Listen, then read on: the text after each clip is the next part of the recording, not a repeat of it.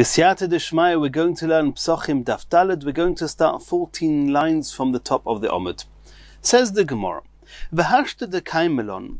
Now that we've seen Daf Beis, Daf Gimel, that the Lekule Alma, both Rav Huna and Rav Yehuda mentioned at the Gemara at the beginning on Daf Beis Omid Aleph, that Oyer Urtahu, that when the Mishnah says Oyer L'Arba Os or Boit Kenes HaChometz, it means the night of the 14th of Nisan.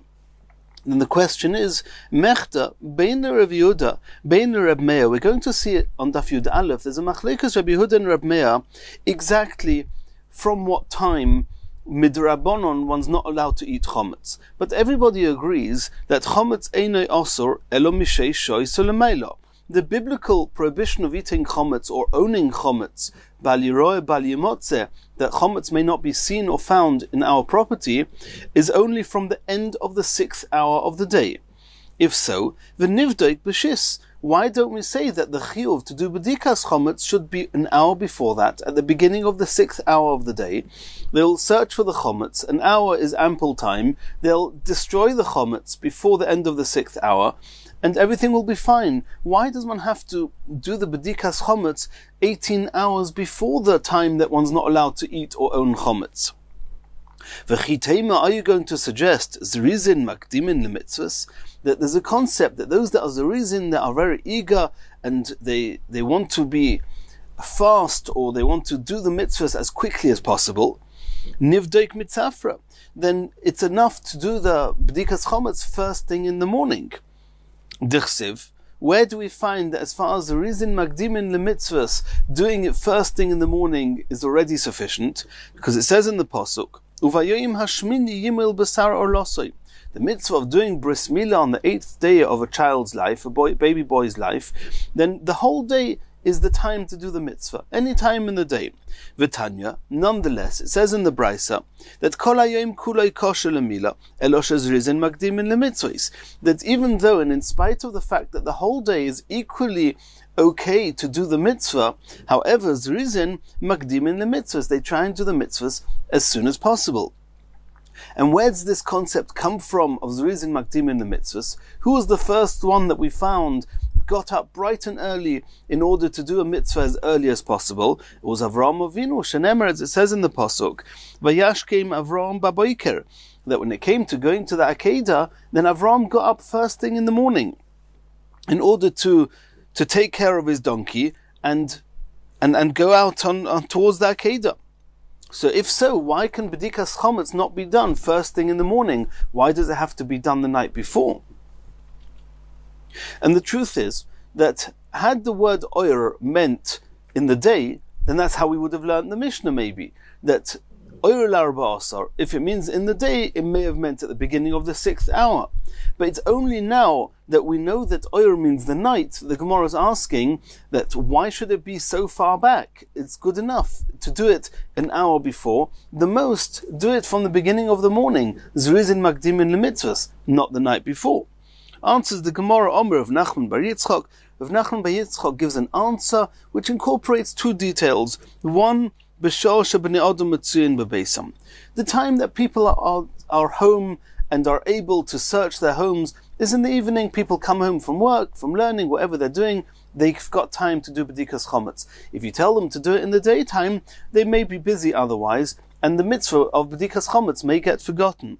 And also, v'oira nir yofa lebedika, since we're going to see later in the Gemara that bedikas chometz has to be done with the light of a candle, and the best time to use the light of a candle is at night in the dark. Using a candle in the day doesn't offer much help.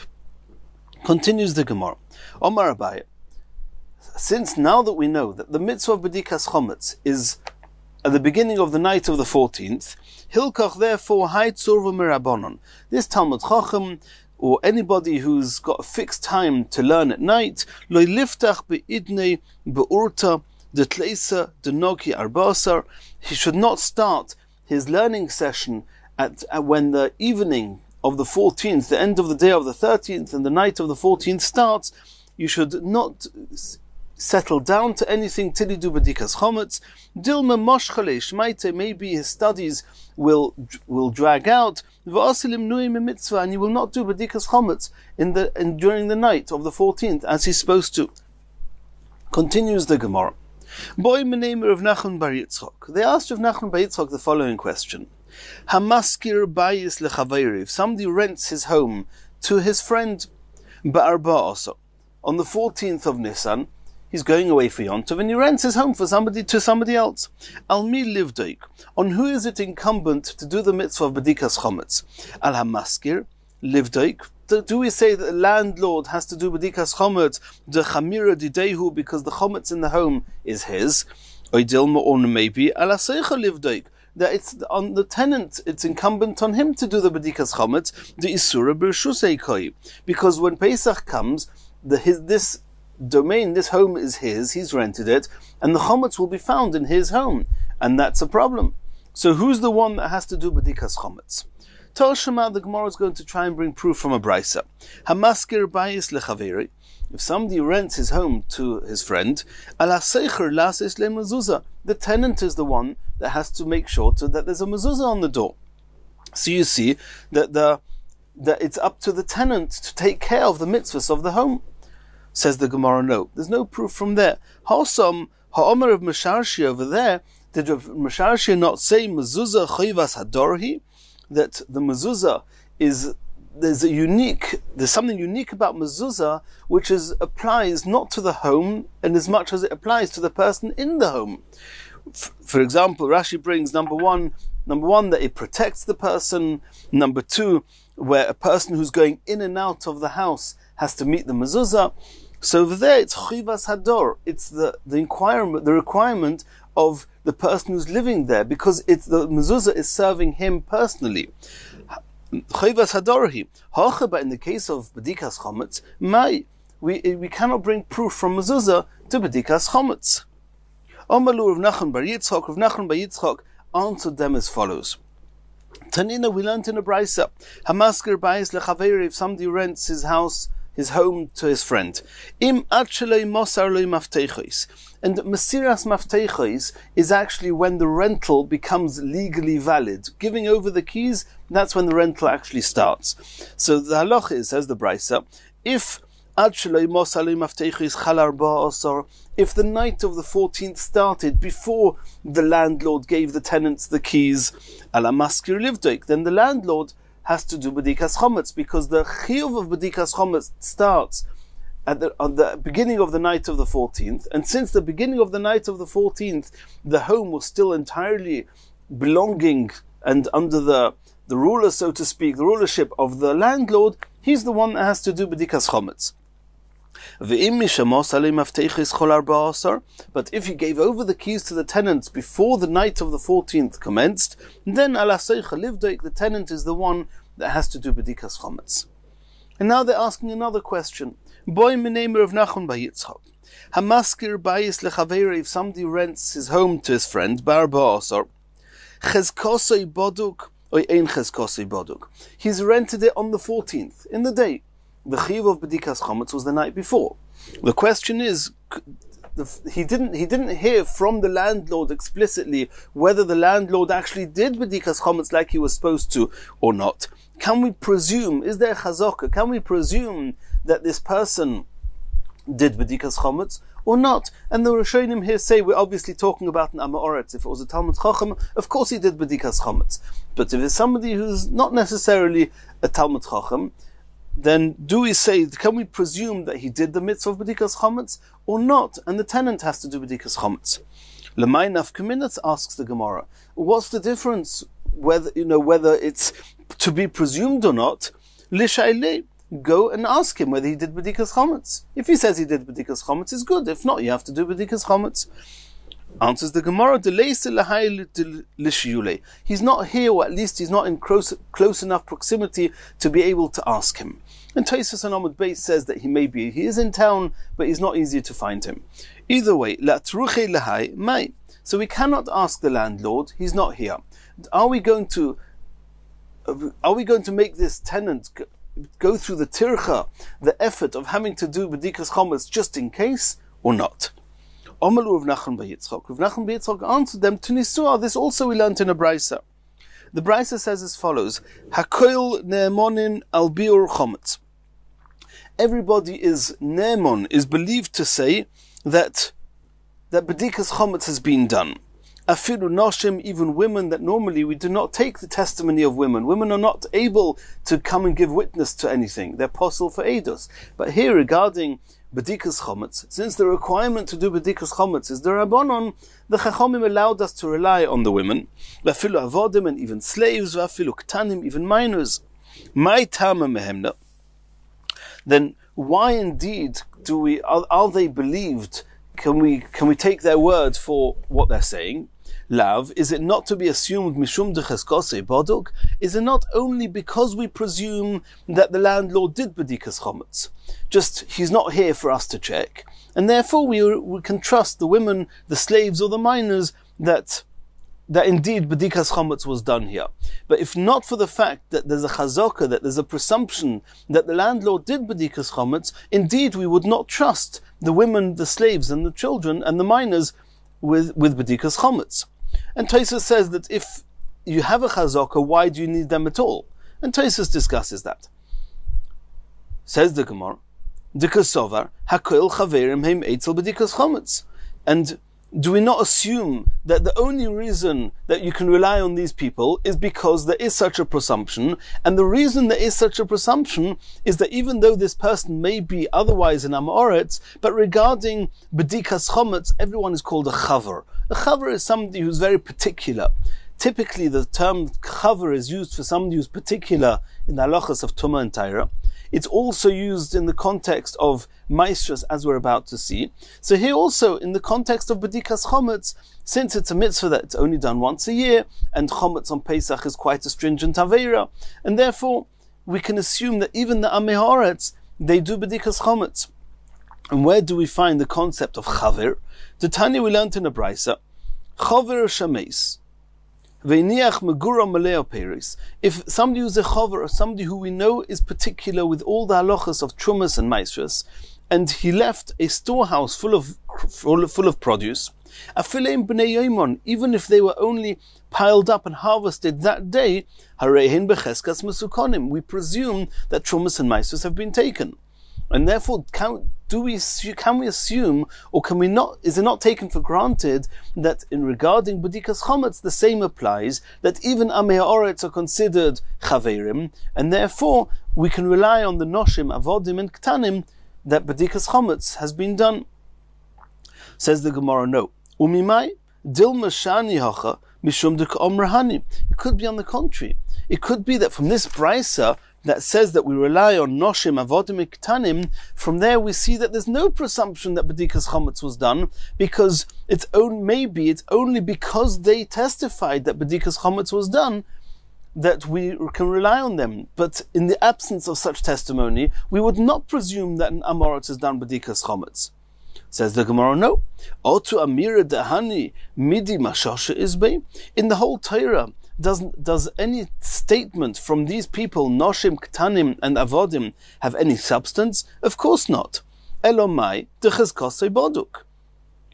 So, no, before the Elomai. So we see from here that if we give substance to the statement of noshim, avodim, and ktanim, even though normally we do not trust them, it must be that there is a presumption that bedikas chometz was done. And as we said before, Tosfos discusses why we need their statement if you have such a presumption. So says the Gemara, Elomai decheskosei boduk. Are you assuming that the reason that we trust the noshim, avodim, ktanim is because there is a presumption that even an Amei Haaretz has done bedikas chometz? And then back to our original question, if somebody came into the home on the 14th and doesn't know if his landlord did bedikas chometz, we assume that he did. If that's indeed the case, then we have a question on the terminology of the brisa. The brisa we just learned at the bottom of Amud Aleph said, Hakil ne'emonim, all people are trusted al biur chometz, regarding getting rid of the chometz. Afilu noshim, afilu avodim, afilu ktanim. The term hakil ne'emonim, everybody is trusted, referring to these noshim, avodim, and ktanim, The Gemara says it would rather say, it should better say, Kol habatim becheskas bedukin barba'asar miboyle. Would it not be more appropriate, since we rely on a presumption that all people do bedikas chometz, would it not be preferable for the Brisa to have said all homes are presumed to have been checked on the night of the 14th?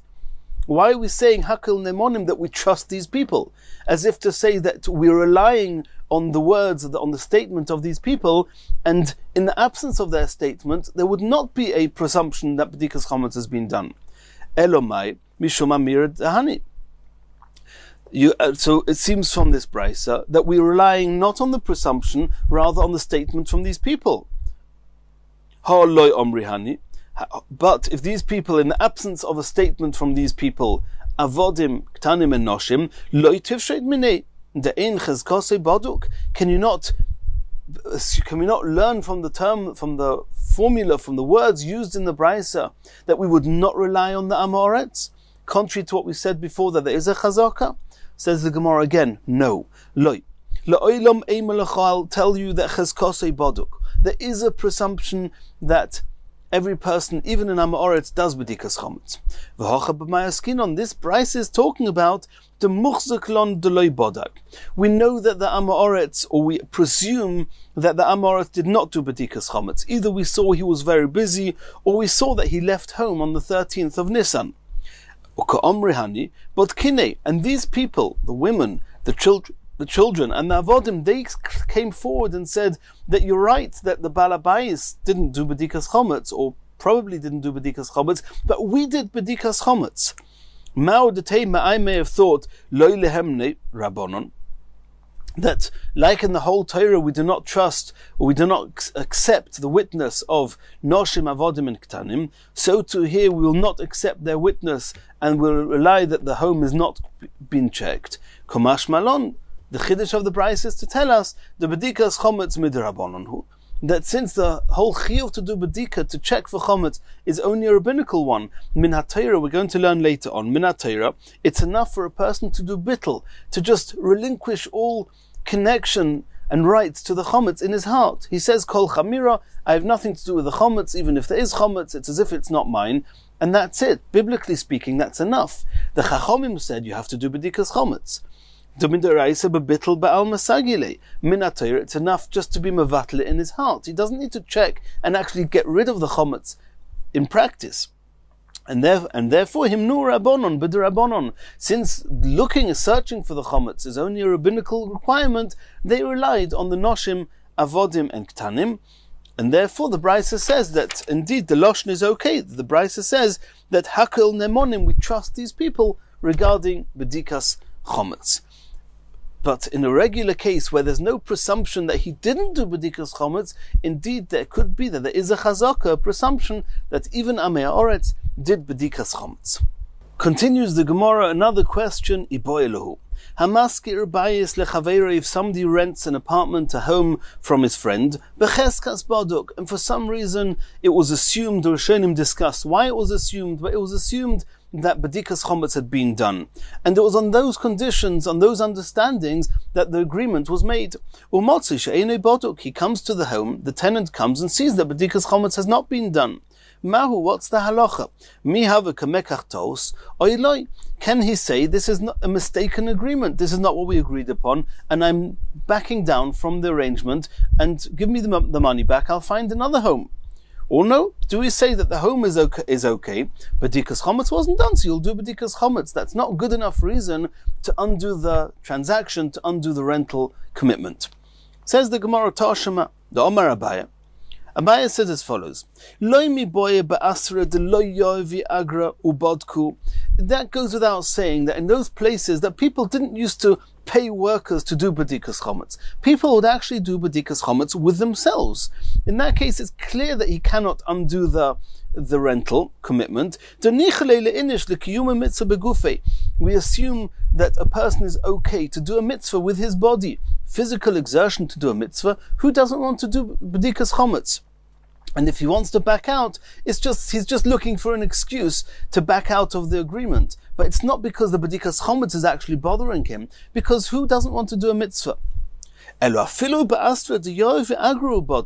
in those places where people don't do bedikas chometz on their own, they actually pay somebody to come and do bedikas chometz. If so, over here, this tenant can say, I rented an apartment assuming that bedikas chometz was done, and now I need to pay somebody to do bedikas chometz. Then in that case, do we say that he can back down from the agreement? Says Abaye, even there, he cannot back down from the agreement, because we assume